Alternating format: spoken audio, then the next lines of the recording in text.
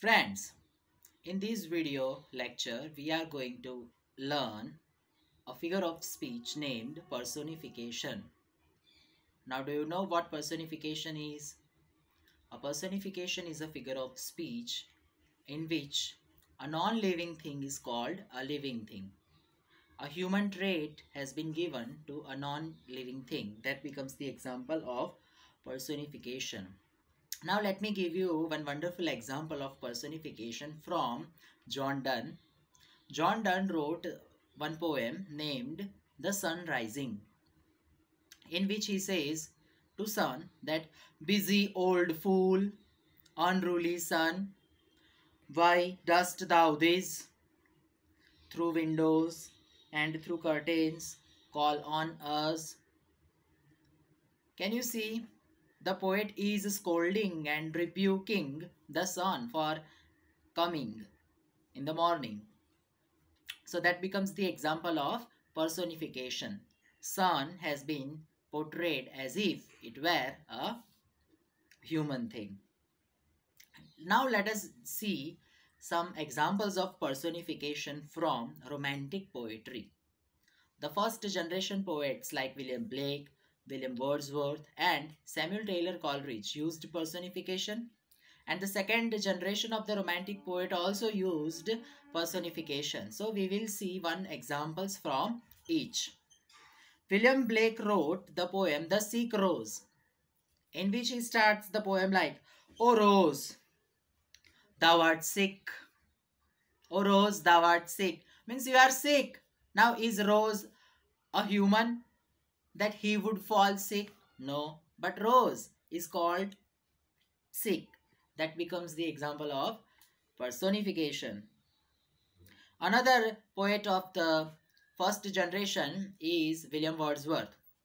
In his poem composed upon Westminster Bridge, he says, Dear God, the very houses seem asleep, and all that mighty heart are lying still.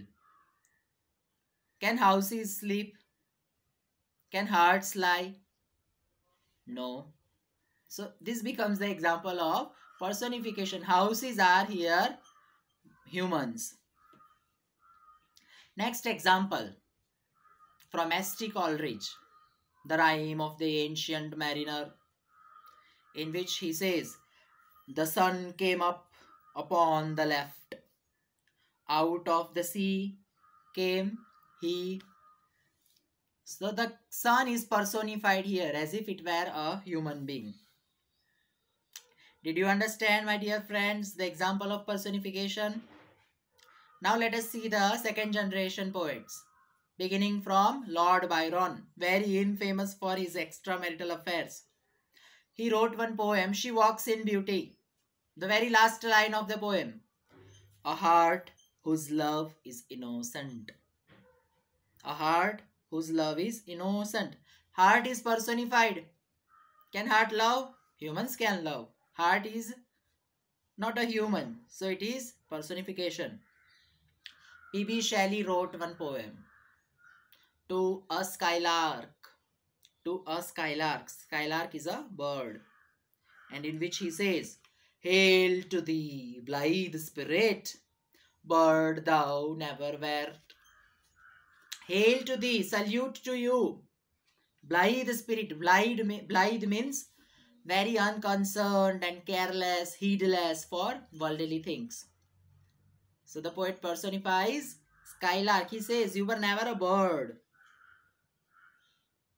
And the last poet and the poem which we are going to look at here is John Keats' poem, Ode on a Grecian Urn. What is urn? Urn is a vessel in which ash is put. And Grecian means from Greece. The urn was brought from Greece. So he personifies the urn. What does the poet say in the beginning lines of the poem? Thou still ravished bride of quietness. See, he is the bride of quietness. Urn is bride, wife of quietness. Thou, the foster child of silence and slow time. Urn is the foster child of silence and slow time. So here her urn has been personified. So when non-living things are portrayed and called with human traits, it becomes the example of personification. I hope you understand uh, the examples of personification. Thank you for watching and being with me.